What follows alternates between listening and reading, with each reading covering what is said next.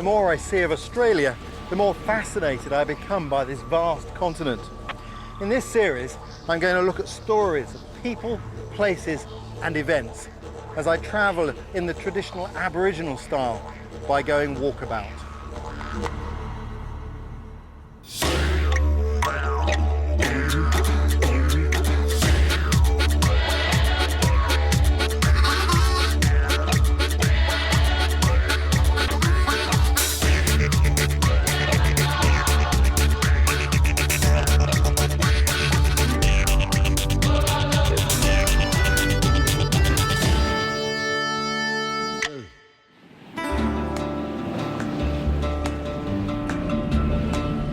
This is the Stuart Highway.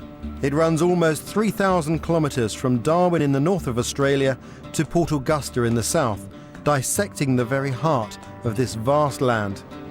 It takes its name from a little-known explorer who was the first European to successfully cross the continent in 1862. Well, I know this series is all about walking, but the story I want to look at on this particular episode requires a lot of driving, because I want to look at one of the greats of Australian exploration, the first man who walked from south to north and back again, a man called John McDougall Stuart. But it's not his big expedition I want to look at, it's the little ones that led up to it, the little expeditions that taught him how to conquer this country in terms of finding water and finding his way and being alive here.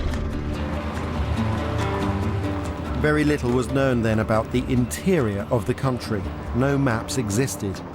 It is said that the early European settlers knew more about the surface of the moon than the interior of Australia. There's no doubt that Australia is vast and arid. But you know, when you travel in air-conditioned luxury on tarmac roads, you're lulled into a false sense of security. It's only when you come off of the hardtop that you begin to realise that yes, you are travelling across a desert and it still has teeth.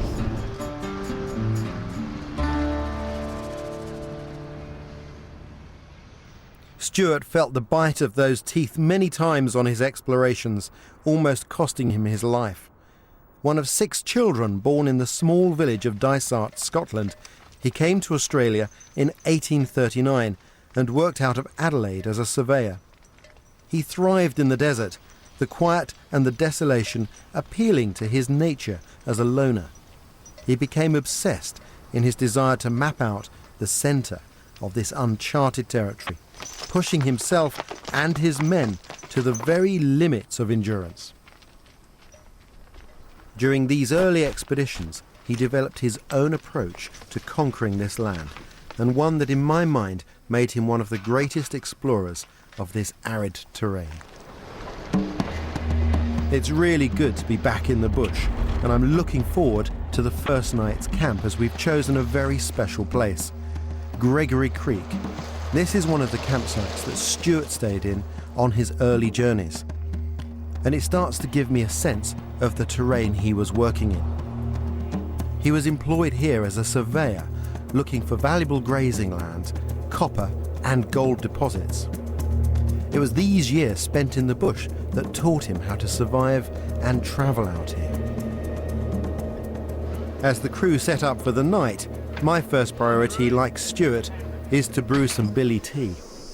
There are a few things that you can take with you in desert trips that can be very useful, particularly here in Australia. One of those is a head net. The flies can be very irritating, and having a net that you can throw over your hat, you may look ridiculous, but I have to tell you it's brilliant because you can now concentrate.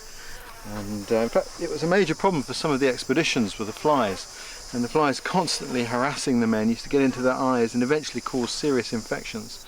So having some means to protect yourself is a very good idea. The other thing that's good to take with you is one of these, which is a solar fire starter. It's a parabolic mirror. What I've got here is a little bit of dung. I'll pop that onto the spikes at the end of this.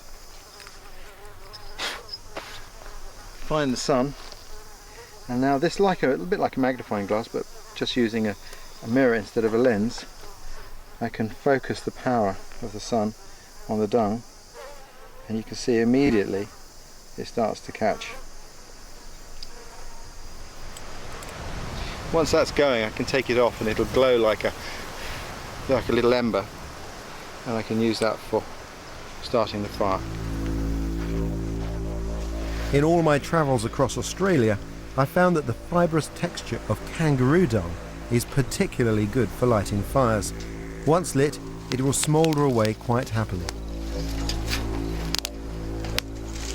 Rick Moore, the president of the McDougall Stewart Society, joins me around the campfire. I wonder about his motivation. I mean, when you leave civilization, you head into this country, you gradually lose more and more resources until you come to this landscape, which looks like Mars. I mean, I think NASA even sent some vehicles here for testing. It's so like it. I mean, what encouraged him to keep pressing on into such a barren environment? He must have had a bit of a burning personal goal. He was good at surveying, and perhaps being inclined to like the bush, he might have by then worked out he was perhaps better in the bush than in the city. One of the things I find intriguing is the way his expeditions were backed. He was working for somebody else, who seemed to have taken most of the benefits of his work. Yeah, his first backer was a gentleman named Fink, and then two brothers joined him. And the Chambers brothers and these guys were leading entrepreneurs. They were into mining, pastoralism, and they befriended him and they took him under his wing, but he worked for them for years. So the treasures are the knowledge, the judgment of the land, the maps, the waters. Can anyone else go there? Very valuable for a new colony. Do you know whether he had any real pals, friends, people who weren't just interested in him in some sort of financial way? There's no record of that. He's quite a lonely character, isn't he? Yeah, definitely. Yeah, probably pretty tough guy to be around. Only a little bloke, but tough, but all his men respected him. It was a very difficult thing to keep pushing his men into this incredibly tough environment. I think they all went way beyond the call, and the physical hardship they endured. Way beyond the call, and that goes back to your question, why did he do it? What was in it for him? Yeah, way beyond the call of most men. And he was successful. The night skies here in the desert are simply beautiful. They lend everything a timeless quality that somehow brings Stewart much closer.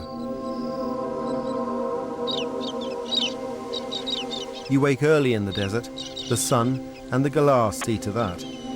You also want to get up and washed before the flies become too much of a nuisance. I like to make time in the morning to get myself organised and to prepare for the day ahead. As I said, my aim isn't to follow Stewart's crossing of the country, but to visit some of the places that were key to him gaining his bush knowledge and experience that allowed him to make that journey.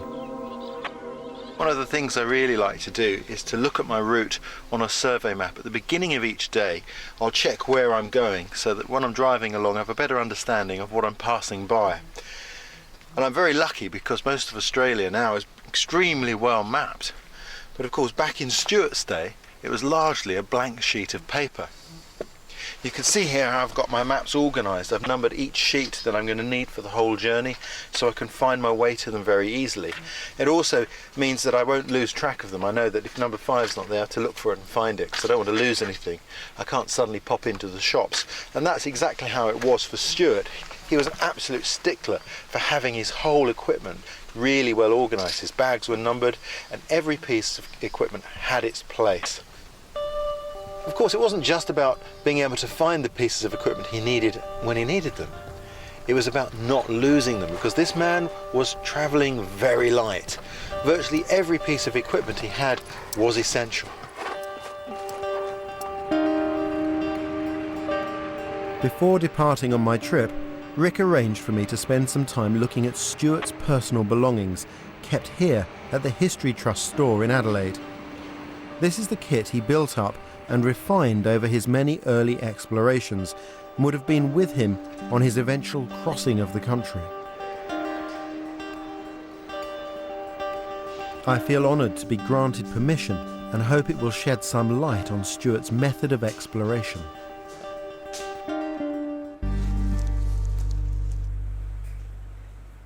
This is a real privilege. On the table here I've got some of the items that are held in collections here in Australia from Stewart's expeditions. and it's fascinating to have a look at them. One of Stuart's men was a man called Keckwick, and this was his mug. When I travel, I have one mug I take everywhere with me, and I'm sure it was the same for him. It becomes a very personal item. It's something you use every day.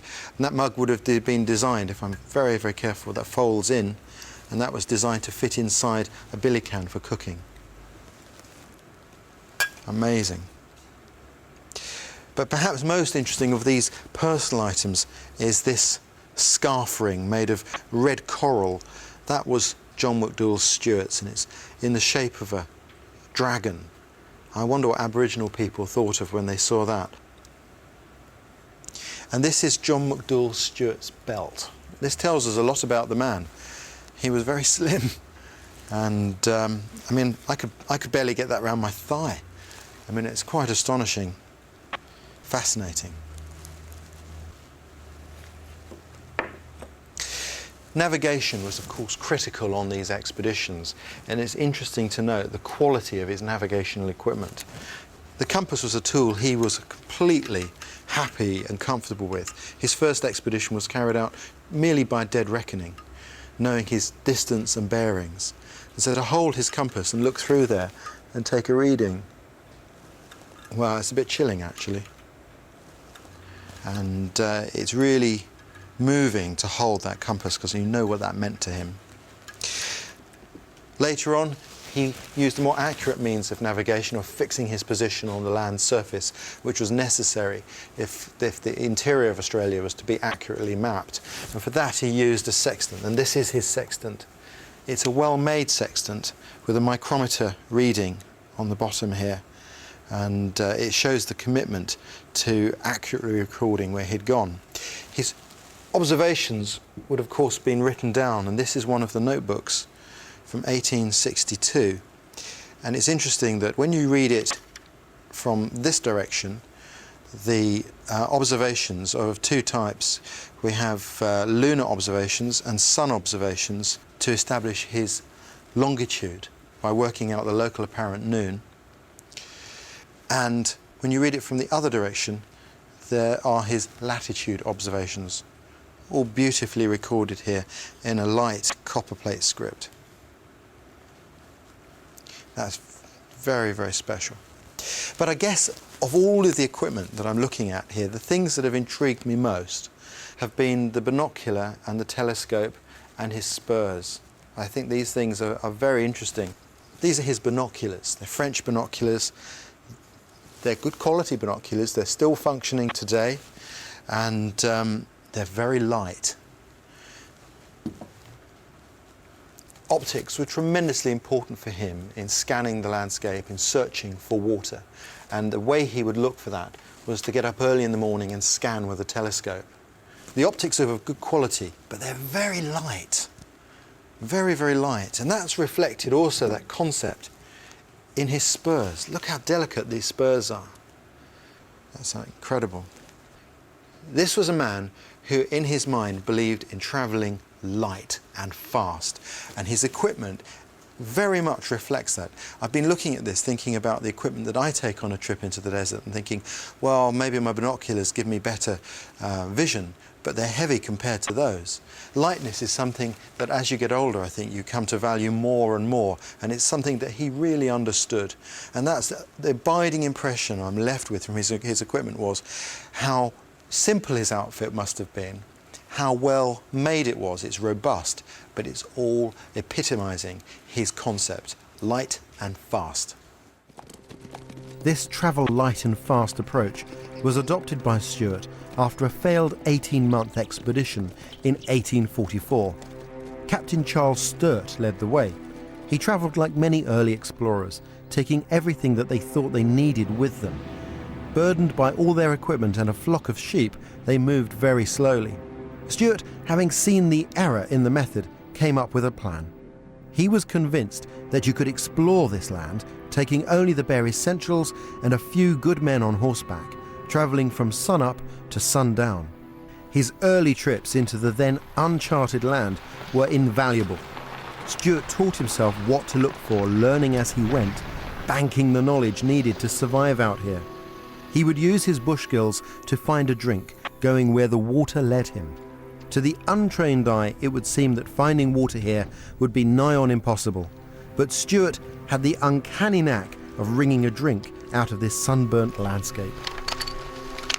We know that Stuart took good optics with him on his expeditions. He took binoculars, which are convenient and very easy to use, and with which he could scan ahead looking for any indication of water, maybe a particularly green or bushy tree down a creek, or wildlife, birds that could indicate the presence of water, pigeons, kangaroos. Kangaroos dig in some of these creeks for water. But the thing that really intrigues me is the fact he was carrying a telescope with him. The telescope gives you much greater magnification, and we know that he would go in the morning onto high points when there was less mirage, less heat haze, take the telescope and scan the country ahead looking for any possible source of water, because that's the means by which he navigated. And you can picture the scene.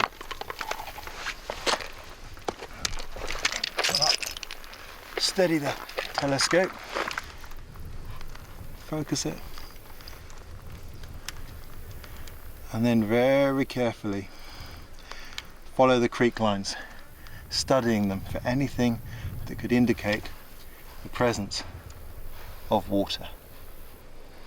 And you can very easily discern now bushes that are particularly green and verdant, and with a telescope like this you can look into the bush and see the presence of bird life. And having done that, he could then send other members of his team out to scout ahead, send them down the creek lines to survey it, saying, pay particular attention over there because I think that might be a good place for water. And by that means, he very quickly could build up an accurate impression of where the water was, so that he could navigate via reliable sources of water. That's what was unique about Stuart's approach. He followed the water rather than hoping it would be where he wanted to go.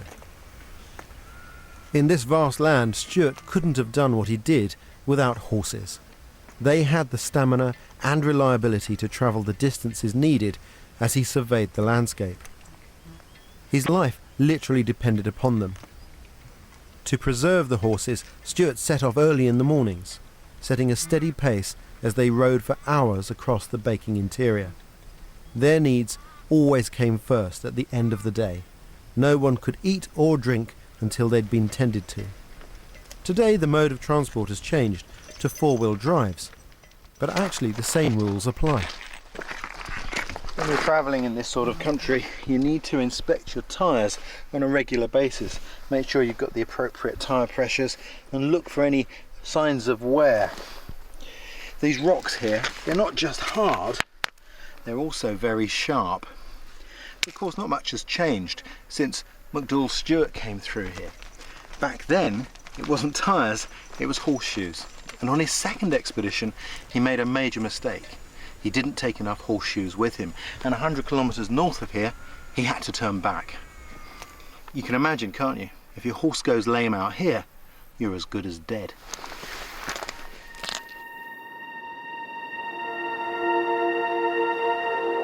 The searing heat can play strange tricks on the mind and the eye. Stuart was to learn this the hard way on Captain Charles Sturt's expedition. Slowed to a standstill by all their kit, Stuart was sent to scout ahead for water, and after 4 days in the saddle, his weary eyes met with a very welcome sight of a huge lake in the distance. He returned with the triumphant news, but his elation would turn to disappointment as it turned out that he had been deceived by a mirage. He vowed never to let this happen again and wrote, "The mirage is so powerful that little bushes appear like great gum trees. One would think that the whole country was underwater." One of the best ways of getting water in a desert in an emergency is by use of something called a transpiration bag. To do this, you're going to need a big polythene bag. You have to have that with you already. But here in Australia, there's a real advantage. What I'm going to do is going to try and trap the moisture being transpired from these leaves by covering a branch in a plastic bag. Some trees will give out chemicals called alkaloids into the water and make it toxic. But eucalypts don't do that.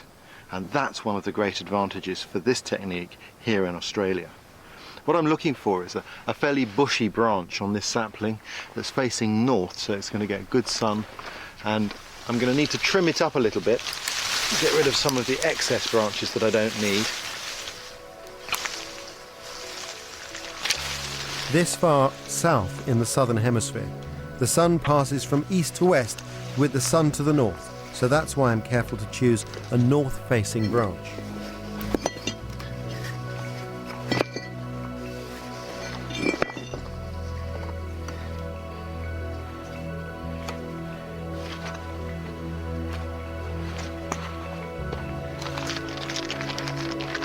It really pays to take your time, getting as many of the branches in as possible so that you can trap as much of the life-giving water that this bush will transpire.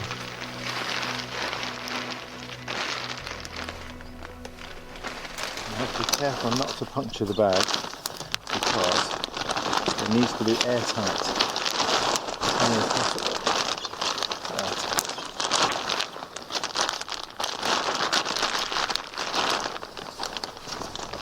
Seal this end as well as possible.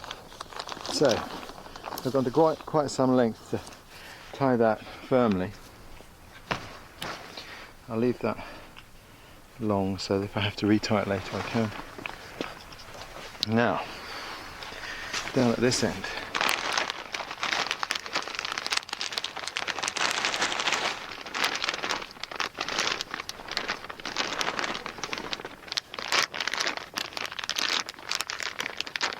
So, that is the transpiration bag set up. What I've created here is a reservoir to collect the water by just narrowing the bag here. And what I'm going to do now is adjust this cord so this is hanging down at the lowest point.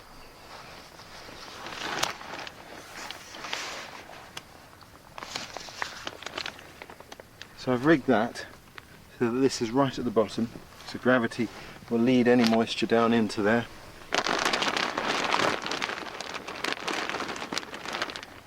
Good, and you can already start to see moisture forming on the inside of the bag as the tree transpires. It's like a greenhouse, trapping all the moisture transpired from the leaves, and then that finds its way down in here. And of course we can shake it and tap some of the moisture so that it'll run down. So we're just going to leave that now in the sun to do its work. Oh, I've got a hole there, look, that's no good. And a bit of gaffer tape from the crew here.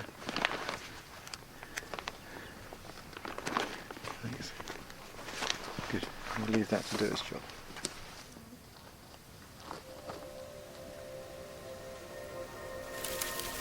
As the sun climbs, the heat rises towards 40 degrees and the transpiration bag begins to work. The leaves perspire and release their precious, life-giving moisture.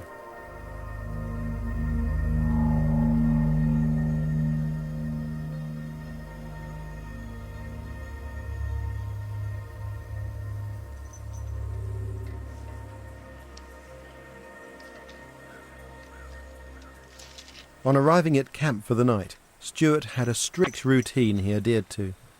Whilst he made the most of the remaining daylight, writing up his precious charts and journal, his men would unpack the saddlebags, hobble the horses, and collect wood for the campfire. Their firelighting kit reflected Stuart's philosophy of travelling light.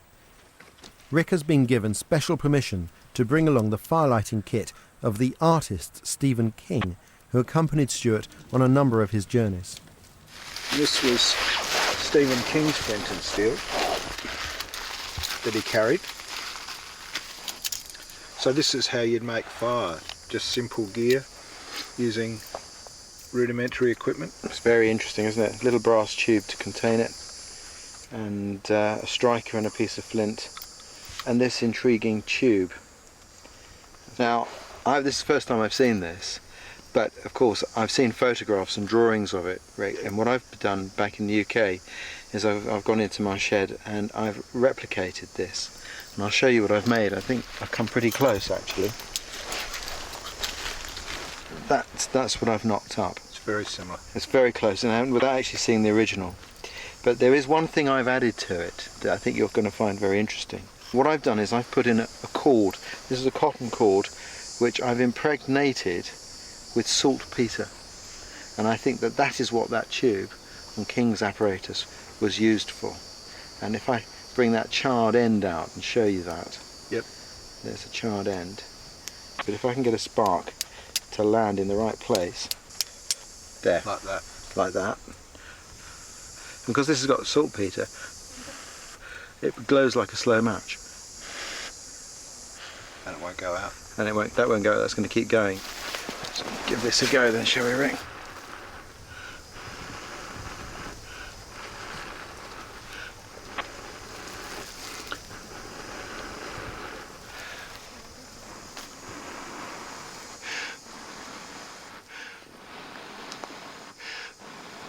There's our fire.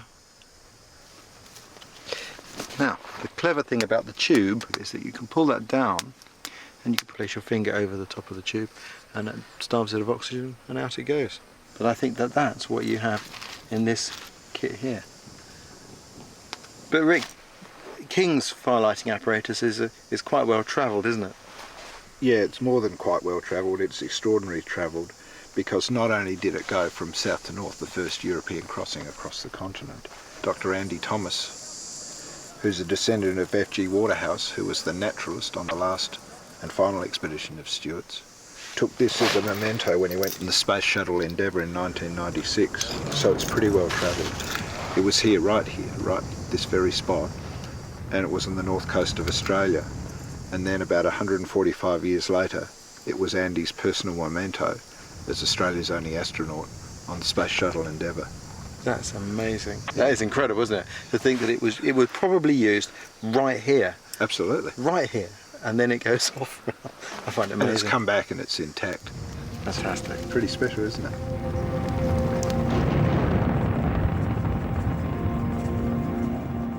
Okay, time to see if I have enough for a life-saving drink.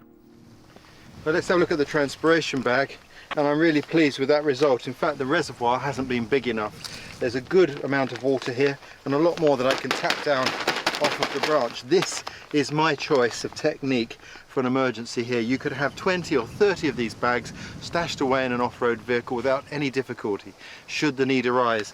And all you have to do is put them on the branch and let the sun do the rest. Fantastic. Well, I'm going to see how much there is in there. Normally you'd save the bag and open it carefully, but I don't have to.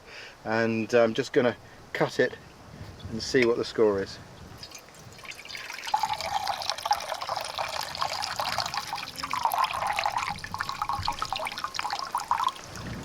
Go on, go on, go on, go on. We nearly got, yes. My mug's calibrated, and that's half a litre of liquid for virtually no effort whatsoever. Decent quantity, just thanks to this bush and the power of Mother Nature herself, the sun. Cheers. Even tastes good.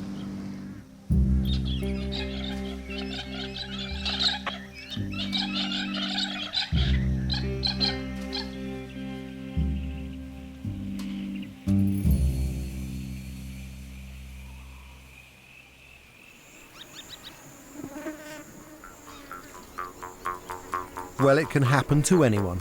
This may look like a setup, but believe me, no one wants to get bogged down out here.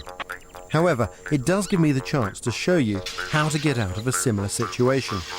Having had extensive experience of travelling off-road in this country, I made sure that one of our vehicles was fitted with a winch, but we still have to dig down and place branches under the tyres to give us purchase on the very soft sand bed. John, would you do us a favour? Your swag, everything's zipped in your swag, isn't it? Yeah. That goes live cable. I've seen a winch cable break under strain before, and believe me, it's extremely dangerous. The pressure on the cable is greatest near to the vehicle that is being winched. If it snaps, it'll whip back. As a precaution, we wrap a swag around the middle to prevent this whipping action that could be lethal. The key is to be patient and to winch slowly, taking up the slack. Too fast and we will get bogged down again.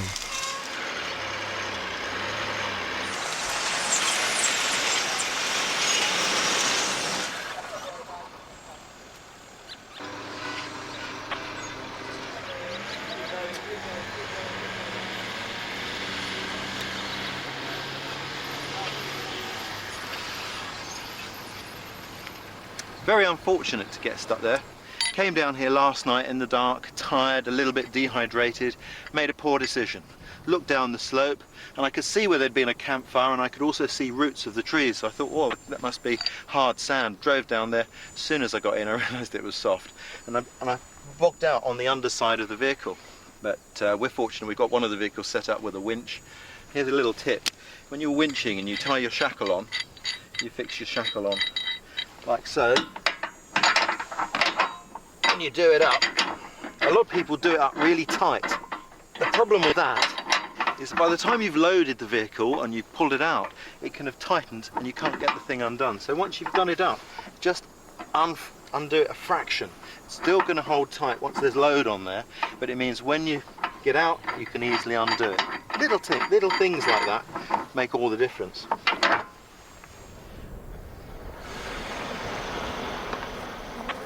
Reminders of the harsh reality of living in such an environment are never far away. Travelling in vehicles can lull you into a false sense of security, but step out into the blistering heat of the day and it's not long before you're reaching for the water bottle. It's hard to imagine what drove Stuart to return time and again to the desert, venturing further and further into this arid land, often not knowing where the next drink was coming from.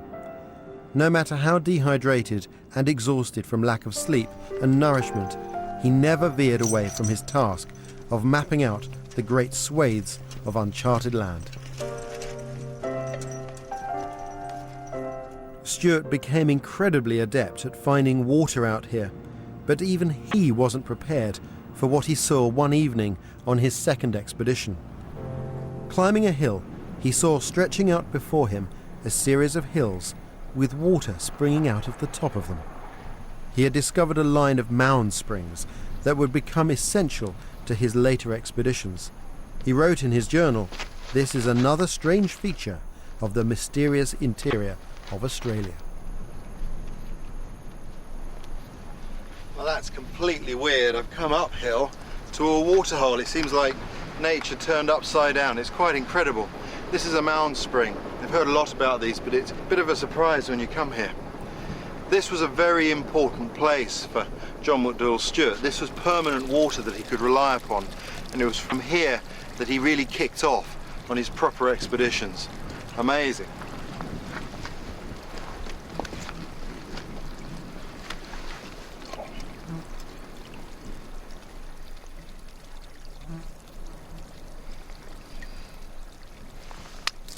Pretty salty, but if it was good enough for John McDougall Stuart, I guess it's good enough for me too. Take the opportunity to top up the old water bag. Hard to imagine really what this must have been like. Riding across here on a horse would have been like crossing the lunar landscape. So to come to one of these raised points and find all this water must have been a fantastic experience, both for man and for horse. These canvas water bags are an ancient tool of Australia. In fact, I guess in some ways they're falling into disuse because people have such good refrigerators inside their off-road vehicles today. But the basic principle is that the bag's wet and you tie it on the outside of your vehicle or on your horse or even bicycles, believe it or not. And as you go along, the breeze causes an evaporation on the surface that keeps the fluid cool inside. Brilliant tool. Very special place to be. Kind of get a sense of John McDougall Stuart here, getting ready for the journey ahead.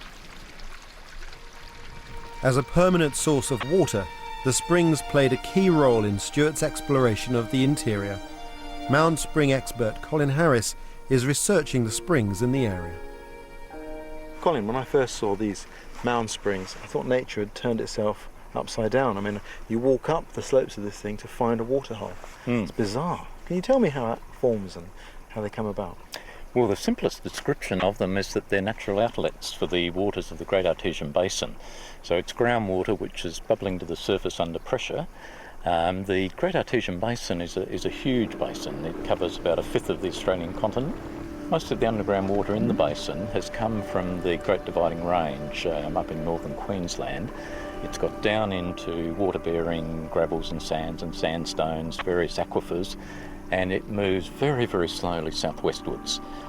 So that the water we're seeing here has probably been moving through the basin at the rate of about 1 to 3 metres a year, which makes it a couple of million years old. So the water in front of us here today is really fossil water. It's been around for a long, long time. Because it's moving through the aquifers so very, very slowly, it's picking up a lot of dissolved solids as it goes. So as soon as the water emerges, lots of those dissolved solids start precipitating out, and they concentrate over time and start forming these cones and the typical mound that we see behind us. So tell me about John McDouall Stewart's association with the Mound Springs. Yeah, well, they were absolutely critical to Stewart. Without the Mound Springs, Stewart, of his own admission, would never have got across this inhospitable part of the continent. I mean, where we are today is the harshest part of the Australian continent. It's the lowest rainfall, it's erratic. You'll get years sometimes with negligible rain or almost no rain at all. It was an almost insurmountable obstacle to crossing the continent, which was a great strategic objective. And Stewart, once he got onto the line of Mound Springs up here, realised that he would then be able to get unfailingly into the centre of Australia, pick up the big gum creeks, and then move into the subtropics and on through to the coast. And ultimately, of course, that's what he did in '62. He comments time and again in his journals about the fact that without the Mound Springs, he would never have achieved what he did. And in the annals of Australian exploration, Stewart is right there with the best of them. I mean, the thing I find fascinating is he comes into this country and there's already a technology here for finding water, and there's an Aboriginal perspective. But he brings a new perspective on the whole issue. It's almost like, yeah, well, they do it their way, I'm going to find another way. And I have huge respect for that. I think that was really unusual.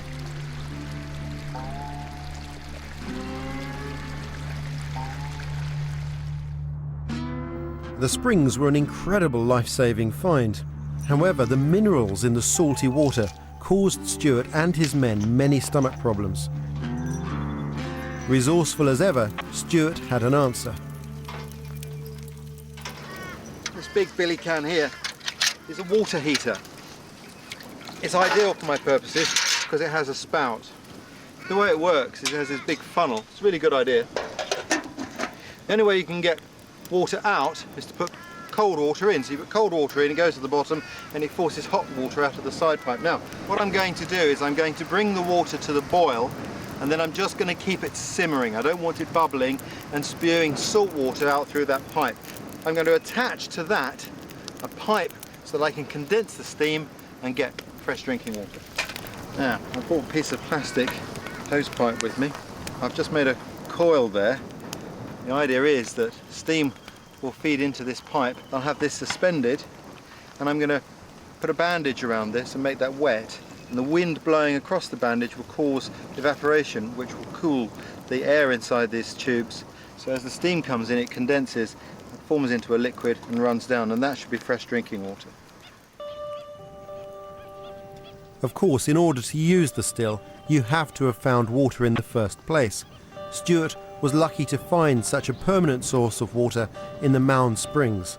Many other explorers seeking new pastoral lands and gold and minerals weren't so lucky. There are plenty of chilling reminders of this.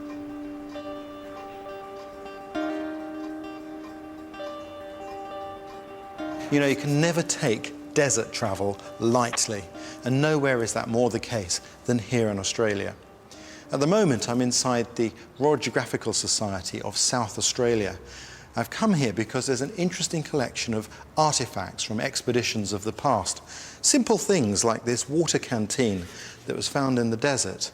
But scratched in the outside of this tin is the last testament of William Coulthard. He scratched these words as he lay dying in the desert of dehydration.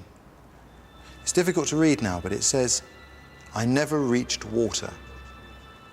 I do not know how long it is since I left Scott and Brooks.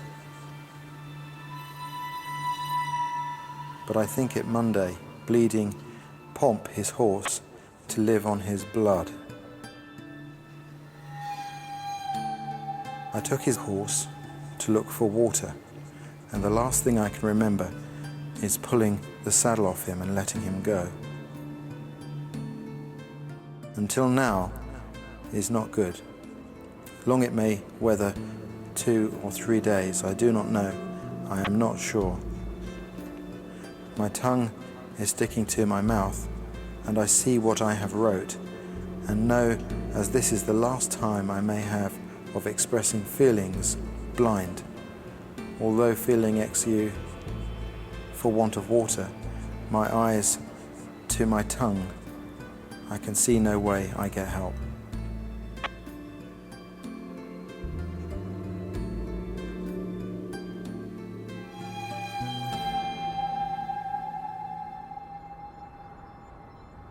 This land also claimed the lives of 2 of Australia's best-known explorers, Burke and Wills. They went head-to-head with Stuart when he eventually decided to employ all of his acquired knowledge to the task of crossing Australia. They were chasing fame and fortune offered to the first Europeans to cross the continent. The government were keen to find a route for an overland telegraph linking north to south, improving trade and communications. They took a very different approach to Stuart, taking everything that they thought they needed with them.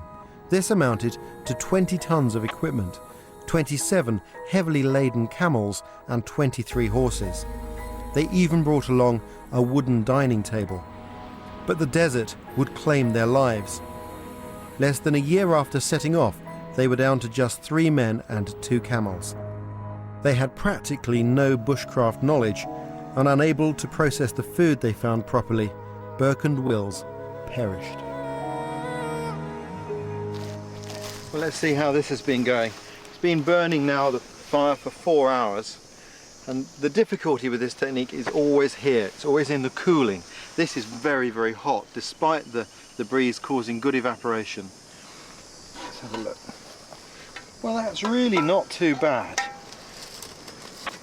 I told you that it was a difficult technique. There's a lot of work for your returns, but it works. You can take salty water and get drinking water from it. And there is a drink there. I mean, that's not bad going at all.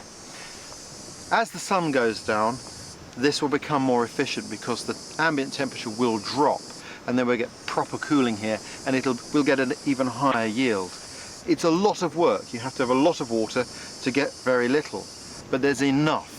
And this is a practical means of turning saline water into drinking water. And it was a system similar to this that Stuart took with him on some of his expeditions. Stuart embraced the challenge of finding water. Once he'd found a reliable source, he would carefully plot it and then plan his future journeys around its location. True to his character, he chose to do it in his own way. He took little guidance from the Aboriginal people who had lived off the land for thousands of years. Reg Dodd, coordinator of the Arabana People's Committee, has agreed to give me an Aboriginal perspective. The Aboriginal people who were living here on the desert, their lifestyle was around the management and caring and looking after that land. Their whole survival depended on that. Their upbringing and teaching gave them the skill and knowledge to survive on this land. When people would come along and say, it's an arid land, there's nothing much here, what's here?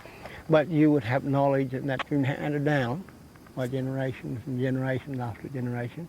And you would know where to look for water, where to look for find food.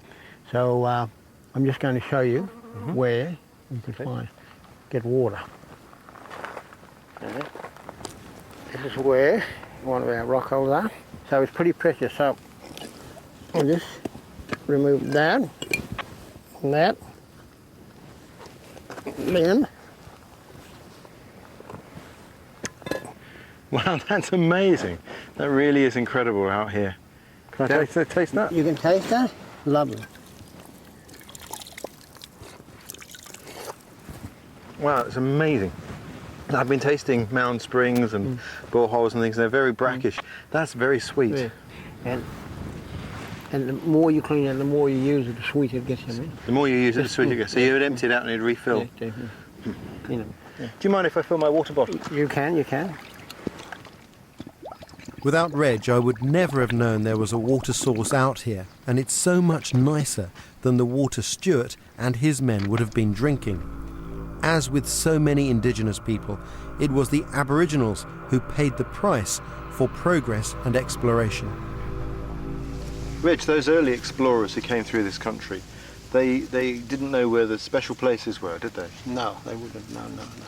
Without a thing, they would have been travelling over, camping, and probably venturing on places where there was, a restriction was placed only for men or women to go in there. So they wouldn't have known that. They would have been totally ignorant. How did your people feel about that?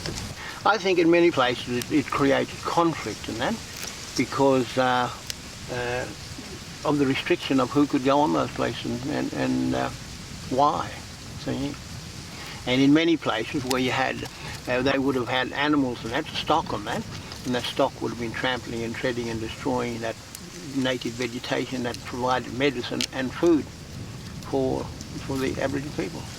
And where we are at this moment, that's a special place.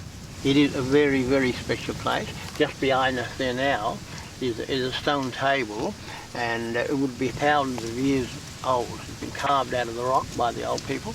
And this area we're looking at here now is actually a ceremonial place where the boys became men. A very important place it was there.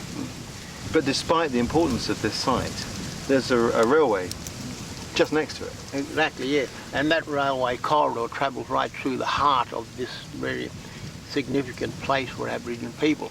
So the impact of that would have been enormous. Not only was it the railway, but it was the construction of the overland telegraph line, 1871. So it would have had an enormous impact. Obviously we're making a documentary about John McDouall Stuart, but what is your thoughts about the man?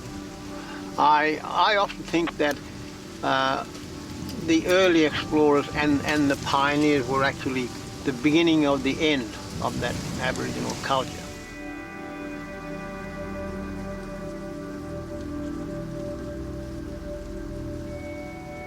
In his journals he describes an event where he's crossing the land and he meets an Aboriginal family who take him to one of these small wells that they'd dug, and he comes along with his horses and all the horses drink the water, and the Aboriginal man looks at him with astonishment. How do you think that man was feeling at that moment? Of course it would have been an enormous impact because that water is so precious to him. See? So the animal just coming in there and just walking in there and destroying it, and it's probably in place it would be sacrilege, you know what I mean? Creating a sacrilege.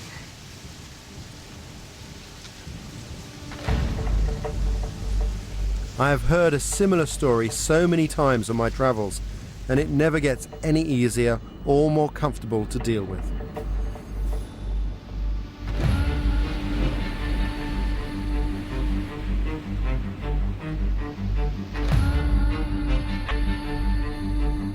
There's even less water in the creeks and rivers of Australia today than when Stuart crossed here. One tip for finding a drink Stuart may have been glad of in desperate times was discovered through research carried out by the Australian Army.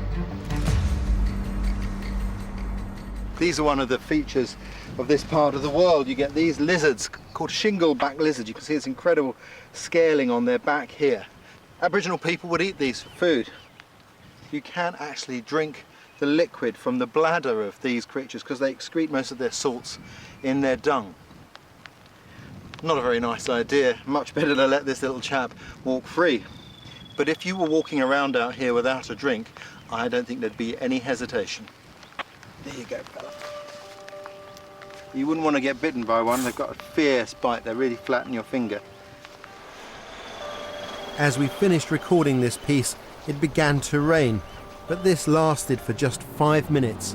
A torment for everyone who's living here under drought conditions. A powerful reminder how desperate this land is for a drink.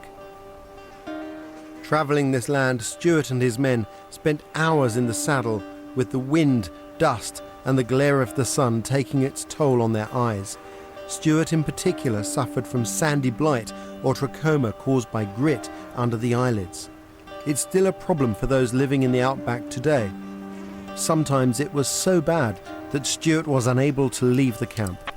On one occasion he wrote, "Nearly blind, dreadful pain, can do nothing today, no sleep last night." But he never gave up, and through relentless example pushed his men hard in the fierce heat of the interior.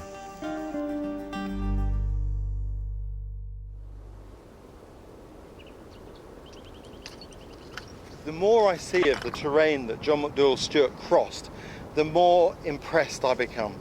It truly is one bleak savanna landscape. It's incredible. And he traversed this in the hope of finding water, confident somehow that he would. And every so often he had that life-saving success. There's an old saying that explorers need more than just skill, they need a degree of luck. And he certainly had that all-important ingredient. The final place I want to visit is a creek that became as important strategically to Stuart as the Mound Springs. It provided a reliable source of water in such an arid area. He would return to the creek many times in his explorations, allowing him to forge further north, finally using it as a jumping-off point to take on water before his crossing of the continent. Here I'm looking forward to recreating the sort of camp that Stuart would have lived in, on the very spot where he would have pitched his tent. He must have pinched himself when he came across this green, verdant valley in the middle of all this desolation. Big trees, and just like today, there's open water. This became Chambers Creek and was of huge significance in the exploration of Australia and of intense interest amongst those who wanted to run cattle in this country. Today it's called Stuart Creek in memory of John McDowell Stuart, and it's not easy to get to. In fact, even driving here in a car today, it's still a fantastic sight that raises your spirits when you see all that open water, fresh drinking water.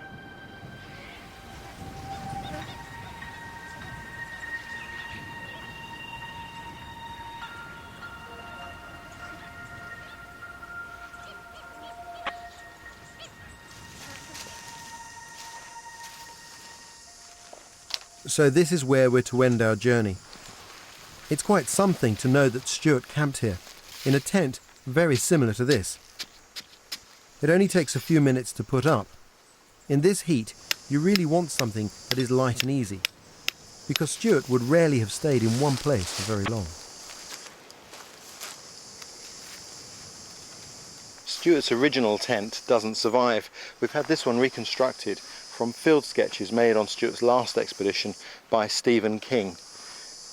Really gives a sense of place here, and it's very good shade, which is welcome today. Tarps are very simple in their construction. To sit under this tarp, which is very similar to the one Stuart used, I get a sense of how he would have looked out on the world while he was sitting, keeping calculations on his journeys, noting down where he'd been, hypothesizing where they might next find water, instructing his men where to go. What better way to cool off than having a dip in the creek? It's too hot not to get in, I have to tell you. Oof.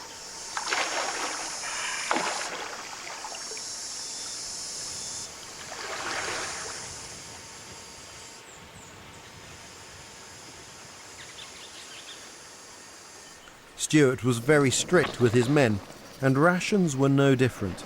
Remember, his philosophy was to travel fast and light. They lived on a simple regime of jerked beef, tea and damper, the bread that I'm making here. It feels very special to sit here, making this staple of his diet exactly as Stuart would have done, listening to the welcome sounds of the birds and the fresh water nearby. The creek and the surrounding country will have changed very little since he camped here. You can almost feel his presence, and it's not hard to imagine him sitting here by his fire in the fading light, meticulously recording his calculations, eating his damper and sipping on his billy tea.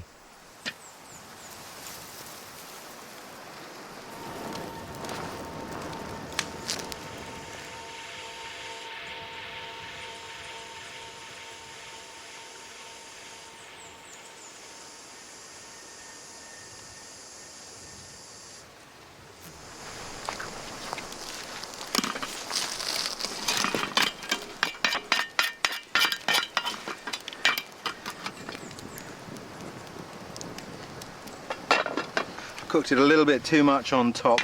I have to say I'm more used to making this sort of bread in cold countries, and the temperature here is way up in the 30s, so even allowing for that I haven't allowed enough. Just going to turn it around because the wind's blowing this way, make sure it's properly cooked in the middle on that side, and time to get some tea on, I think.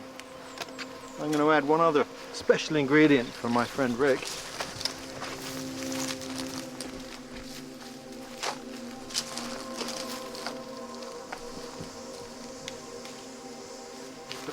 Couple of gum leaves in, give it that unique Aussie flavour. Rick has travelled the outback many times in pursuit of Stuart's history. I started my journey with him, and as I come to the end of my time here, who better to join me and share a true bushman's meal? Well, let's have some damper, Rick. Smells good. Yeah. Oh.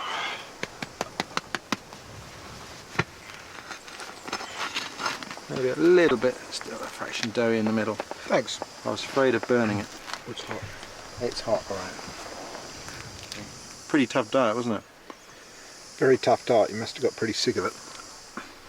Well, it's really special to be here in the Stuart's campsite beside Stuart Creek to eat some damper and to drink Billy tea in recognition of his achievements. Cheers. Cheers. Good health.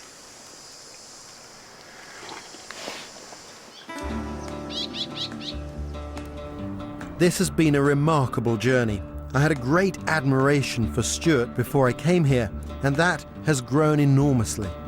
What really brings home the incredible achievement of Stuart and his men is crossing the very terrain he tackled over a century and a half ago. He learnt what he needed to survive out here, and this knowledge made it possible for him to become the first European to cross the continent and live to tell the tale. This is such a tough, unrelenting environment. It's really brought home to me how hard and determined he was. He is the one person who revealed more of Central Australia than anyone else. John McDowell's Stuart never really fitted into polite society. It was out here in the wildlands that he found himself, his sense of purpose and his confidence. In a strange way, history has kind of passed him by. He's almost forgotten. But not to those people who still live and travel here in the bush. To them, this Scotsman of diminutive stature is remembered as a giant of exploration.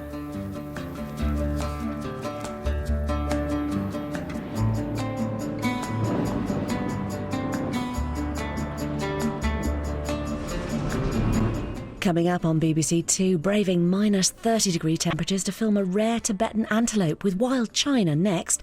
Then vodka, the Volga, and off-roading in a souped-up camper van. Jonathan Dimbleby's Russia at 10:15.